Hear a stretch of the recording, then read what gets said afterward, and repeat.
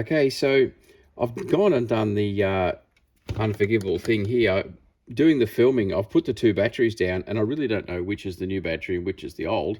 So I went and grabbed my multimeter. I'm not saying you're going to have one of those, but if you don't know, you can go and grab your multimeter.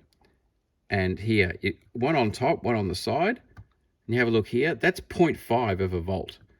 That's not much. And this guy here is 1.399, so 1.4 volts, 1.37.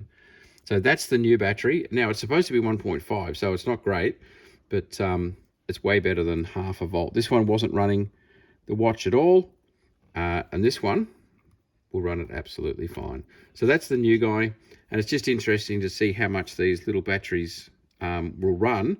It's been flat for a while, so I don't know what voltage it ran down to, but this one, end of life. These batteries are used here, and you might think, yeah, I'll just buy watch batteries and then I'll have them for all my watches. Well, what I've discovered is that each different thing has a different battery. There are so many different times. This is AG4 and this is LR44 and all the different numbers. AG11 up the top there, AG7, all these different batteries that you don't come across. This is a big fatty for BMW key remote.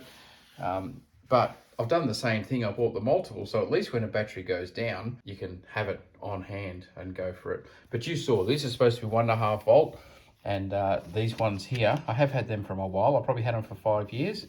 They were down below 1.5 volt. So there you go, lots of selection. You will end up with a whole lot of batteries, but hey, if a friend comes over with a flat battery, maybe you'll have the right one. But as you can see, I bought a couple of strips of 10 because in all seriousness, it is just the same cost, or very, very little extra.